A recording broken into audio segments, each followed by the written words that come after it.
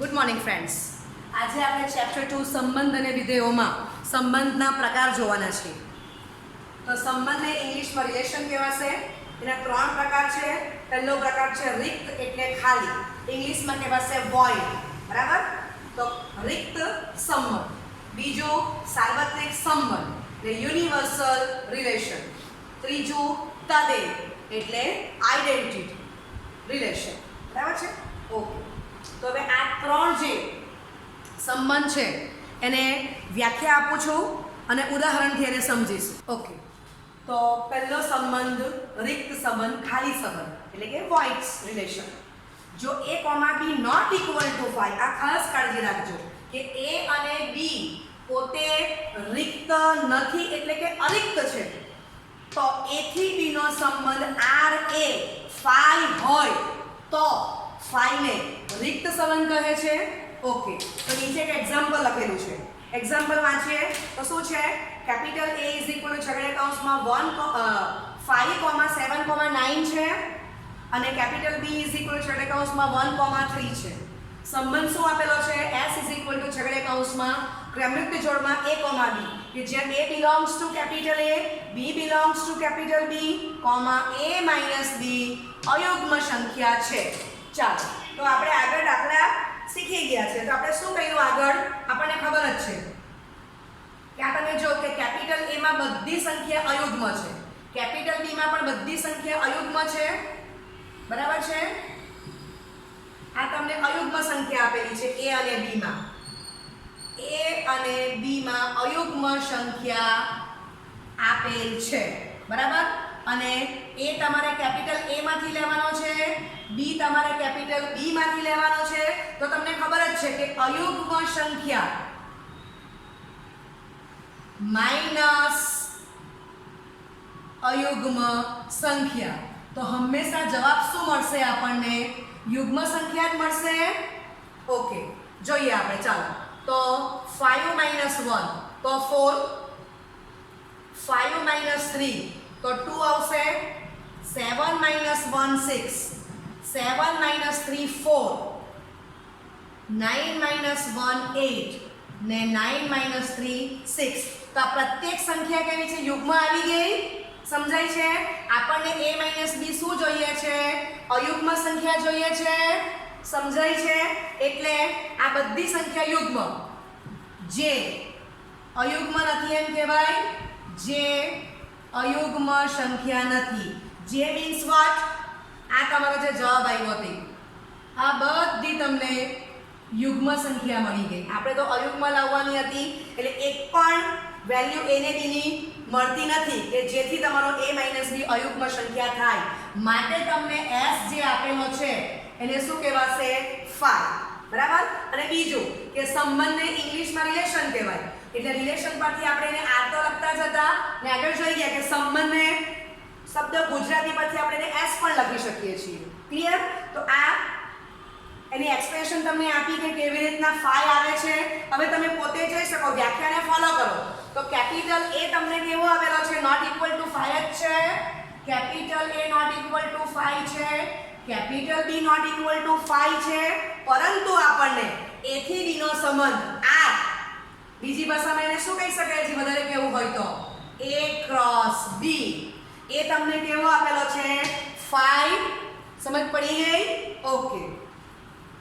હવે આપણે બીજી વ્યાખ્યા શીખીશું. ઓકે. બીજી વ્યાખ્યા સાર્વત્રિક સંબંધ, યુનિવર્સલ રિલેશન. જો a, b not equal to 5, A થી B નો સંબંધ capital R A cross B હોય તો R ને સાર્વત્રિક સંબંધ કહે છે. તો આપણે અહીંયા એક દાખલો લઈ લઈએ છીએ. કેપિટલ O અયુગ્મ પ્રાકૃતિક સંખ્યાઓનો ગણ છે, કેપિટલ E યુગ્મ પ્રાકૃતિક સંખ્યાઓનો ગણ છે. બરાબર ને? કેપિટલ R એને જ આપણે કેપિટલ S કહીશું અને ઇઝ ઇક્વલ ટુ જ કોણ છે? O cross E. બરાબર? એ કોણ આપેલો છે? છગડીયા કૌંસમાં ક્રમયુક્ત જોડમાં A, B કે જ્યાં AB યુગ્મ સંખ્યા છે. ઓકે, ચાલો, તો એને આપણે સમજીશું. તો કેપિટલ O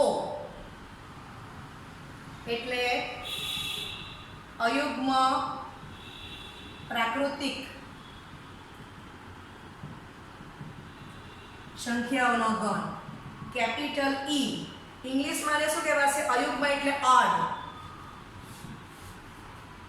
બરાબર અયુગ્મ ને કહેવાશે ઓડ એના પરથી O લખેલો છે અને આ યુગ્મ છે એને કહેવાશે even ઓકે પ્રાકૃતિક એટલે નેચરલ સંખ્યા એટલે નંબર ગણ એટલે સેટ યુગ્મ પ્રાકૃતિક સંખ્યાઓનો ગણ ચાલો પ્રાકૃતિક છે એટલે આપણે n માંથી લેવાનું છે ઓડ નંબર્સ છે એટલે 1 3 5 7 ડોટ ડોટ બેના અંતરે સમાંતર શ્રેણી છે જો 1 માં 2 ઉમેરો 3 3 માં 2 ઉમેરો 5 આ બધી અયુગ્મ સંખ્યાનો ગણ આવી ગયો તો તમે જોઈ શકો છો કે એ કેવો છે not equal to capital not equal to 5 યુગ્મ તો 2 4 6 8 ડોટ ડોટ બરાબર છે યુગ્મ એટલે 2 ના ગુણકમાં લખવાનું છે તો જો 2 માં 2 ઉમેરો 4 4 માં 2 ઉમેરો 6 6 માં 2 ઉમેરો 8 આમ અનંત જશે તો બધી યુગ્મ પ્રાકૃતિક સંખ્યાઓનો ગણ છે તો એ પણ તમે જોઈ શકો છો કે નોટ ઇક્વલ ટુ 5 તો આપણે વ્યાખ્યા વાંચીએ a, b not equal to 5 બરાબર તો a ને બદલે કોણ છે o અને b ને બદલે કોણ છે કેપિટલ E બરાબર છે ઓકે ચાલો હવે આપણને રિલેશન શું આપેલો છે તે વાંચીએ તો r માં ab યુગ્મ સંખ્યા છે a belongs to capital O અને b belongs to capital E બરાબર છે એટલે શું કહેવા માંગે છે a એટલે O means અયુગ્મ એટલે ab તો ab માં a કોણ છે અયુગ્મ સંખ્યા એટલે હું લખું છું a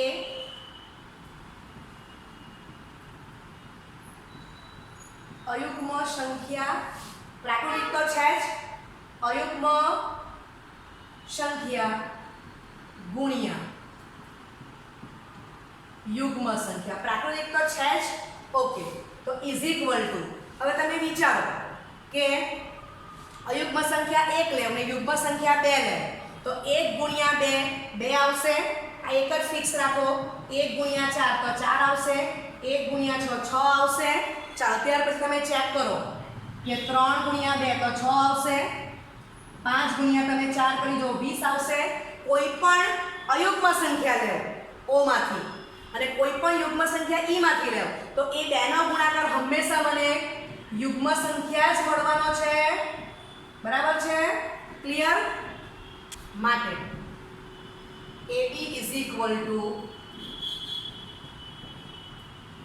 યુગ્મ સંખ્યા બરાબર છે ઓકે એ અલ્ટિમેટલી કોણ આવી ગયો આખો બધા જ લેવાશે એટલે આપણે એમ કહી શકીએ કે જે રિલેશન છે એ R મને કેવો મળી ગયો અહીંથી મેં લખી દીધેલું છે O ક્રોસ E થવાનું છે એક તમારો S છે તો આવી ગયો સાર્વત્રિક સંબંધ A ક્રોસ P ને સાર્વત્રિક સંબંધ કહે છે તો A ને બદલે O છે અને B ને બદલે E છે ક્લિયર આ કેલ્ક્યુલેશન કરવા પહેલા જ મેં લખી આપ્યું હતું કારણ કે O ગુણ્યા E એક તમારો R થવાનો છે તો આ તમને એક્ઝામ્પલ સાર્વત્રિક સંબંધનું આપી દીધું ઓકે ઓકે હવે આપણે ત્રીજો પ્રકાર જોઈશું તદેવ સંબંધ આઇડેન્ટિટી રિલેશન જો A નોટ ઇક્વલ ટુ 5 અને A થી A નો સંબંધ R is equal two A cross A હોય તો R ને A થી A નો સંબંધ કહે છે R ને તદેવ સંબંધ કહે છે A થી A નો સંબંધ પણ કહેવાય અને એટલે જ R ને શું કહેવાશે તદેવ સંબંધ ઓકે ધેટ ઇઝ એટલે કે capital R is equal to I સફિક્સમાં capital A is equal to છગડીયા કૌંસમાં ક્રમયુક્ત જોડમાં A, જ્યાં for all A belongs to capital A not equal to 5 બરાબર છે એક ઉદાહરણથી સમજીએ તો દાખલા તરીકે capital A is equal to છગડીયા કૌંસમાં 1, 2, 3 આપેલું છે તો A કેવો છે not equal to 5 R શું લખેલો છે છગડીયા કૌંસમાં ક્રમયુક્ત જોડમાં 1, 1 3, ચાલો તો આ યાદીની કમ્પ્લીટ આપણને આપેલી છે. પ્રદેશ લખી કાઢીએ. એક્સિયા મૂછકે છેડે કૌંસમાં મૂકો ને છેડે કૌંસમાં 1, 2, 3 તો એ આર નો પ્રદેશ થઈ ગયો. એ એક્ચ્યુઅલી કોણ છે? કેપિટલ A છે તો લખી લો કેપિટલ A. આર માંથી y મૂછકે છેડે કૌંસમાં મૂકો તો આર નો વિસ્તાર ઇઝ ઇક્વલ છેડે કૌંસમાં 1, 2, 3 એ કોણ છે? કેપિટલ A જ છે. અને તમને સહપ્રદેશ એ કોણ આપેલો છે? એ આપેલો છે. એથી એનો સંબંધ એટલે બરાબર છે. તો આ જે શોર્ટ વ્યાખ્યા લખી છે એના પરથી હું આ લખ્યું તો આનો જ બીજો મતલબ શું થાય? તો આ દાખલો મેં તમને ગણી આપ્યો. હવે એના પરથી આને જ હું બીજી રીતે કેમ તો આમ લખી શકું છું કે માટે R નો પ્રદેશ is equal to capital R નો વિસ્તાર is equal to capital R નો સહપ્રદેશ. ક્લિયર? માટે કેપિટલ R એ થી A પરનો સંબંધ છે. માટે R is equal to I સફિક્સમાં કેપિટલ A. સમજ પડે છે તમને? અહીંથી જ આ તમારો જે નોટેશન આપ્યું છે એ શોર્ટ છે કે એક્સિયમ A ને વાયમ પણ A જ ને four all A belongs to A જ લેવાના. એટલે અહીંથી જ ખબર પડ્યા કરે કે R નો વિસ્તાર તે જ R નો સહપ્રદેશ આવવાનો છે. પ્રદેશ તો એ આપેલો જ છે એટલે આનું જ અર્થઘટન મેં નીચે કહ્યું છે. એક એક્ઝામ્પલ આપીને તમને સમજાવ્યું. બરાબર? માટે R is equal to I સફિક્સમાં કેપિટલ A આવી ગયું. ક્લિયર? ઓકે. તો આ જે એક્ઝામ્પલ છે એના પરથી આપણે જોયું કે આપણને R is equal two A cross A અને એને તદેવ કહેવાય છે કારણ કે R નો પ્રદેશ ઇઝ ઇક્વલ ટુ R નો વિસ્તાર ઇઝ ઇક્વલ ટુ R નો સહપ્રદેશ આવી ગયો. તો આમ બંને લખી શકાય છે આ રીતે. A ક્રોસ A તો છે જ અને વધારામાં કેપિટલ I સફિક્સમાં A. બરાબર છે? ઓકે. તો હું આશા રાખું છું કે તમને સંબંધના ત્રણે એક્ઝામ્પલની સાથે વ્યાખ્યા સમજાવી છે એ કન્સેપ્ટ તમને ક્લિયર થઈ ગયો છે. Okay, thank you very much.